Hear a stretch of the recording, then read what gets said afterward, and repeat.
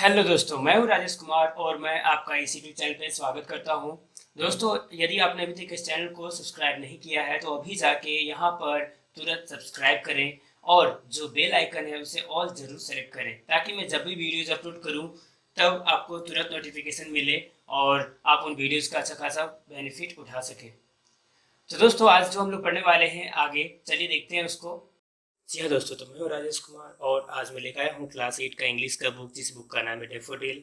और उसका चैप्टर 9 हम लोग पढ़ चुके थे और आज हम लोग 9 भी पढ़ेंगे। और उसके बाद मैं इसके ये 9 और 9 दोनों चैप्टर का क्वेश्चन का जो ऑब्जेक्टिव क्वेश्चंस है, मैं उनका भी मतलब उनका वीडियो बना के बहुत ही जल्द अपलोड करूँगा।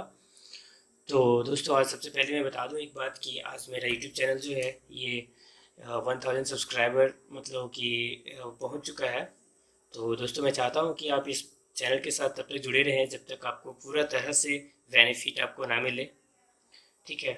और मैं चाहता हूं कि आपको इस चैनल से बेनिफिट हमेशा मिलता रहे। तो चलिए आज का जो चैप्टर है उसे शुरुआत करते हैं, देखते हैं। चैप्टर 9 भी जो है डैफोडिल का, क्लास 8 का, उसका जो है नाम देखिए क्या है यहाँ पे, इन्विक्टस। है ना। इन्विक्टस का मतलब क्या होता है दोस्तों? इन्विक्टस का कहने का मतलब ये है कि एक ऐसा व्यक्ति जिसको हराया ना जा सके। ठीक है। एक ऐसा व्यक्ति जिसको हराया ना जा सके, कभी नहीं। एक ऐसा व्यक्ति जिसको बिल्कुल नहीं हराया जा सकता। कहने का मतलब ये है दोस्तों कि अगर हमें थोड़ा सा भी पैर में अगर चोट लग जाए तो हम इंसान लोग क्या करते हैं, घर में बैठ जाते हैं। या तो अगर थोड़ा सा भी सर दर्द हो हमें हमें तो हम क्या करते हैं कि घर में चुपचाप बैठ जाते हैं कि नहीं, आज मैं कहीं नहीं जाऊँगा, आज मेरे सर में बहुत ही ज़्यादा दर्द हो रहा है कि नहीं? ऐसा होता है हमारे साथ। लेकिन दोस्तों, ये जो पोएम हम लोग पढ़ने वाले हैं, ये पोएम है, बहुत ही खास सा पोएम है। ठीक है। ये पोएम हम लोग को आज बहुत कुछ सिखाने वाला है। ठीक है। और इस पोएम को पढ़ करके दुनिया का एक प्रेसिडेंट था, जो प्रेसिडेंट भी प्रभावित हुआ था। ठीक है। तो उस प्रेसिडेंट के बारे में भी हम लोग जानेंगे कि वो प्रेसिडेंट आखिर इस पोएम को पढ़ने के बाद इतना ज़्यादा प्रेरित कैसे हुआ। तो चलिए शुरुआत करते हैं लेट ना करते हुए। पहले पढ़ते हैं बिफोर यू रीड। ठीक है। देखते हैं बिफोर यू रीड में क्या है। Have you ever faced difficult situations in your life? क्या आपके लाइफ में कभी कठिन परिस्थितियां हुई हैं? How did you react to such situation? आपने उस तरह की कठिन सिचुएशन को कैसे उसका हल निकाला? यानी कि आप कैसे उसके साथ प्रतिक्रिया किए, किस तरह का व्यवहार किया आपने उस तरह की सिचुएशन के साथ। तो दोस्तों, इन दिस पोएम कहता है कि in this poem the poet expresses his feelings in such A situation. यानी कि पोएट जो है, यानी कि जो कवि है, वो कवि इसी तरह की कठिन परिस्थिति में है अपने जीवन में। यानी कि बहुत ही परेशानी में है वो, उनका लाइफ बहुत ही स्ट्रगल से एकदम भरा हुआ है, संघर्षपूर्ण है। ठीक है। लेकिन फिर भी क्या है कि once one of his legs required amputation due to complications arising from tuberculosis. क्या कहता है दोस्तों? कहता है कि वो जो कवि है, ठीक है, वो कवि जो है, एक उनके साथ एक अम्पुटेशन होने वाला था। अम्पुटेशन का मतलब क्या होता है? अम्पुटेशन का मतलब होता है कि उनकी जो मतलब पैर जो था, ठीक है, पैर के ऊपर इलाज होने वाला था। शल्य क्रिया उसको कहते हैं, शल्य क्रिया। यानी कि उनके जो मांसपेशियां थी उनको चीर फाड़ किया जाने वाला था। ठीक है। क्यों? क्योंकि उनके पैर में, ठीक है, ट्यूबरकुलोसिस पाया जा रहा था। ट्यूबरकुलोसिस जिसके कारण क्या हो रहा था, ट्यूबरकुलोसिस मतलब कि होता है ये जो क्षय रोग होता है ना, उसी बीमारी का ये बात है कि उनके पैर में क्षय रोग का असर बहुत ही तेजी से बढ़ रहा था। अगर उसको नहीं ठीक किया जाता दोस्तों तो होता क्या कि उनका पैर को पूरा काटना पड़ जाता। लेकिन दोस्तों, यहाँ पे ऐसा कुछ नहीं होता है। देखते हैं क्या होता है। Immediately after the amputation he was told that his other leg would require a similar procedure. इसको प्रोसीजर पढ़ना है। ठीक है। ध्यान रहे, इसको प्रोसीड्योर बहुत लोग पढ़ देते हैं गलती से, तो इसको प्रोसीजर पढ़ना है। ठीक है। दोस्तों, कहता क्या है कि वो जो कवि है उनका पैर का, एक पैर का जो जहाँ पे ट्यूबरकुलोसिस पाया गया था, ठीक है, वहाँ पे उनका ऑपरेशन हुआ। लेकिन जब ऑपरेशन सक्सेसफुल हो गया दोस्तों, ठीक है, तो उस डॉक्टर ने उस कवि को बताया कि आपका जो दूसरा पैर है ना, उसमें भी सेम यही प्रोसेस करना होगा, क्योंकि आपका उस पैर में भी इसी तरह के लक्षण पाए जा रहे हैं। ठीक है। यानी कि दूसरा पैर में भी आपका ट्यूबरकुलोसिस पाया जा रहा है। ठीक है। तो देखिए क्या होता है। He chose the services of the distinguished English surgeon Joseph Lister.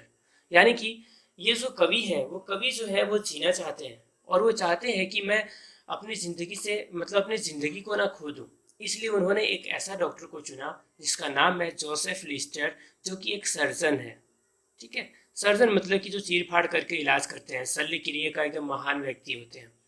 ठीक है, इसलिए उस कवि ने सोचा कि ये जोसेफ लिस्टर जो है यही मेरा मदद अच्छा से कर सकते हैं, इसलिए उन्होंने जोसेफ लिस्टर को ही चुना। ठीक है, आपका ये क्वेश्चन रह सकता है एग्जाम में दोस्तों कि ये जो है कवि जो है, ठीक है, कवि का नाम है विलियम अर्नेस्ट हेनली। ठीक है, तो उस व्यक्ति का पैर का इलाज करने वाला व्यक्ति का नाम क्या था, कौन सा डॉक्टर थे, तो कौन से थे, जोसेफ लिस्टर। ठीक है, देखिए क्या कहता है, who was able to save Henley's remaining leg after multiple surgical इन देखिए इंटरवेंशंस ऑन द फुट। क्या कहता है कि ये जो डॉक्टर था ना, जोसेफ लिस्टर, इसने क्या किया कि हेनली जो नाम का व्यक्ति था, यानी कि जो कवि है हमारा इस कविता का, इस पोएम का, उस व्यक्ति का जो पैर था वो पूरा तरह से खोने से उन्होंने बचा लिया। कैसे, बहुत ही ज़्यादा सर्जरी किया। ठीक है, यानी कि बहुत ही ज़्यादा चीर फाड़ करके उनका पैर का जो है इलाज अच्छे से कर दिया। तो चलिए देखते हैं, read and enjoy the poem.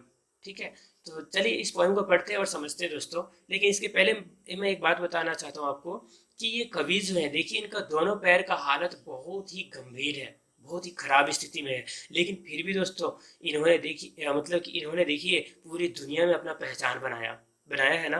आज हम लोग पढ़ रहे हैं उनका इतिहास, उनका जो पोएम लिखा हुआ है आज हम लोग पढ़ रहे हैं, बल्कि ये पोएम आज से कई साल पहले लिखा गया था।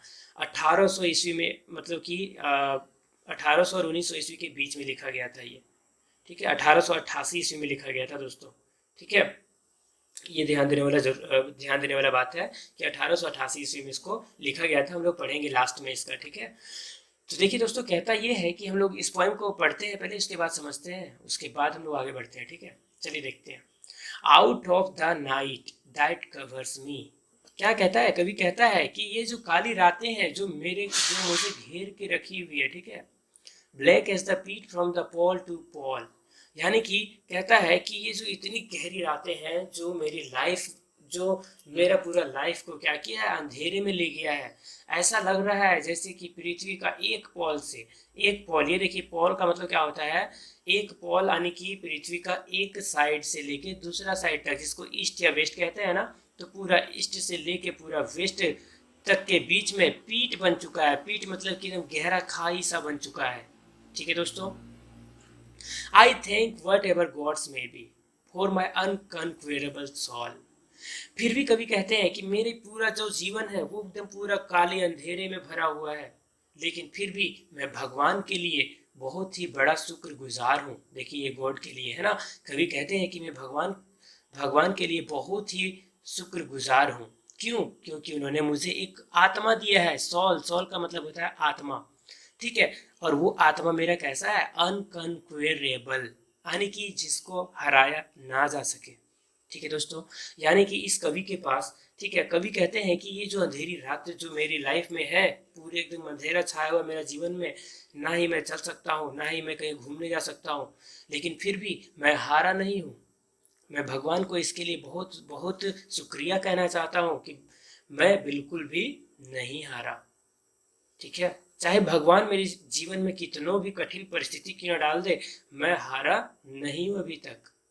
ठीक है, तो देखिए आगे क्या कहता है, in the fail clutch of circumstances. कभी कहता है कि परिस्थितियों का जो पंजा है, ये देखिए क्लच मतलब जो हाथ से पकड़ते हैं ना गाड़ी का क्लच, उसी तरह का जो हाथ में जो पंजा में, क्या कहता है कि हमारा ये जो मेरी जो परिस्थिति है, सर्कमटेंसेस का मतलब होता है, देखिए सर्कमटेंस इसका मतलब होता है परिस्थिति, परिस्थिति का मतलब क्या होता है, हमारा जो स्थिति है। ठीक है, कभी कहते हैं कि मेरा ये जो परिस्थिति है, मेरा जो स्थिति है ये, ठीक है, ये क्या हो गया है, एकदम पंजे में एकदम जकड़ा हुआ है। इसके बावजूद भी क्या, I have not विंस्ड nor cried allowed. क्या कहता है, कभी कहता है कि मेरा स्थिति पूरा तरह से गंभीर है, लेकिन फिर भी मैं कभी विंस्ड नहीं हुआ। विंस्ड का मतलब क्या होता है, मतलब विंस्ड का मतलब क्या होता है कि देखिए यहाँ पे, हाँ, विंस्ड का मतलब क्या होता है कि मैं ना ही डरा, एकदम बिल्कुल भी। विंस्ड का मतलब होता है मैं बिल्कुल भी नहीं डरा, यानी कि आई हैव नॉट विंस्ड मतलब कि मैं बिल्कुल भी नहीं डरा। एंड देखिए नोर क्राइड अलाउड, और ना ही मैं बिल्कुल चिल्लाया। कवि कहता है कि मेरी लाइफ में इतनी सारी समस्याएं हैं, मैं पूरी तरह से समस्याओं से घिरा हुआ हूँ, लेकिन फिर भी मैंने भगवान के सामने में या किसी के सामने में मैंने अपना सर नहीं झुकाया। मैंने मतलब कि मैंने रो के अपने आंसुओं को किसी को नहीं दिखाया कि मैं बहुत ज़्यादा तकलीफ में हूँ, और ना ही मैं कभी चिल्लाया, ना ही कभी रोया, ना ही मुझे कभी डर महसूस हुआ। ठीक है दोस्तों, देखिए इनका पैर जो है इतना गंभीर स्थिति में है, लेकिन फिर भी ये जो है इनके अंदर जीने का आस है और कुछ कर दिखाने का आस है। ठीक है, तो देखिए आगे क्या होता है। अंडर द, देखिए, bludgeoning of chance, chance my head is bloody but unbowed. क्या कहता है, कवि कहते हैं कि मेरा ये जो लाइफ है वो इतना तरह से एकदम मतलब पूरा तरह से बर्बाद हो चुका है। ठीक है, ब्लड गोइंग का मतलब कि ऐसा लगता है जैसे कि मेरा माथे के ऊपर या मेरा शरीर के ऊपर किसी ने लाठी से मारा हुआ है, मेरा पूरा पैर जो है जकड़ गया है ना। लेकिन फिर भी देखिए, माई हेड इज ब्लडी, मेरा माथा ऐसा लग रहा है, सर ऐसा लग रहा है जैसे कि उसमें पूरा खून से एकदम पूरा भरा हुआ है, लहू लुहान है, लेकिन बट अनबॉर्ड। क्या कहता है, कवि कहते हैं कि ऐसा लग रहा है मुझे ये परिस्थिति को देख करके कि मेरे मतलब कि मेरे शरीर पे किसी ने लाठी से मारा है, लेकिन फिर भी ठीक है, मेरा जो माथा है, सर है, वो सर एकदम पूरा तरह से लहू लुहान हो चुका है, टेंशन में है, बहुत ज़्यादा परेशान है, लेकिन फिर भी किसी के सामने झुका नहीं है। अनबॉर्ड, अनबॉर्ड का मतलब होता है किसी के सामने झुकना नहीं। जब BOW आता है बात, तो बॉ का मतलब होता है झुकना। जैसे किसी को हम लोग हिंदुस्तान में क्या करते हैं कि मतलब किसी को अगर प्रणाम करना होता है तो लोग हाथ को जोड़ करके अपना माथा झुका लेते हैं, और मतलब कि ये प्रणाम करने का एक तरीका होता है हमारे लिए। लेकिन वो कवि कहते हैं कि मैं बिल्कुल भी नहीं झुका, मेरी इतनी कठिन परिस्थितियां हैं मेरी इस लाइफ में, लेकिन मैं फिर भी नहीं झुका हूँ। ठीक है, देखिए आगे क्या कहता है नेक्स्ट पैराग्राफ में। देखिए कहता है, beyond this place of Wraith and tears. क्या कहते हैं, कवि कहते हैं कि ये कष्ट से भरी दुनिया जो है, देखिए, beyond this place of Wraith and tears, यानी कि ये जो दुनिया है, ठीक है, जहां पर केवल आंसू भरे हुए हैं और रोष भरे हुए हैं। रेत का मतलब रोष होता है, ठीक है, रोष का मतलब होता है कि दुखों का एकदम सागर। ठीक है, तो देखिए क्या होता है, कवि कहते हैं कि ये जो पूरी दुनिया जो है, ये धरती जो है, ये पूरी दुखों से भरी हुई है और आंसुओं से भरी हुई है। Looms but the horror of the sad. क्या कहता है, कवि कहता है कि यहाँ पे जो है क्या है कि देखिए यहाँ पे कहता है looms but the horror of the sad. क्या कहता है कि इतना ज्यादा मतलब कि दुख मुझे सहना पड़ रहा है ना, बहुत ही ज्यादा। हॉरर मतलब कि एकदम पूरा डरावना सा टाइप का छाएदार छाया छाया हुआ है मेरे सामने में, लेकिन फिर भी and yet the menace of the years finds and shall find me unafraid. क्या कहता है कि ये जो मेरा लाइफ है, जो इतनी सारी दुखदाई घटनाओं से मतलब कि ये घटना से भरा हुआ है, मैं इतना ज़्यादा परेशान हूँ, इतना ज़्यादा डरावना सा लाइफ जी रहा हूँ, मुझे बहुत ज़्यादा डर लग रहा है, लेकिन फिर भी मैं थका नहीं हूँ। देखिए यहाँ पे अनअफ्रेड। ठीक है, देखिए कहता है कभी कि मैं find and shall find me, यानी कि फिर भी मैंने खुद को पाया, मैंने देखा खुद को कि मैं अभी तक थका नहीं हूँ, मतलब कि मैं अभी भी लड़ने के लिए तैयार हूँ इस जिंदगी से, मैं तो जीऊंगा। ठीक है, चाहे पैर मेरा रहे या ना रहे, मैं तो जीऊंगा। आपने बहुत सारी ऐसी वीडियोस यूट्यूब पे देखा होगा दोस्तों, ठीक है, जिस वीडियो में होता क्या है ना कि बंदे का पैर नहीं होता है, लेकिन फिर भी वो बंदा को आप देख सकते हैं कि उसके अंदर कितने तरह का टैलेंट होता है ना। उसी तरह से ये जो कवि है, इस कवि के अंदर भी सेम इसी तरह का बहुत ही मतलब भावना है कि वो जिए। ठीक है, लेकिन चलिए देखते हैं आगे क्या होता है।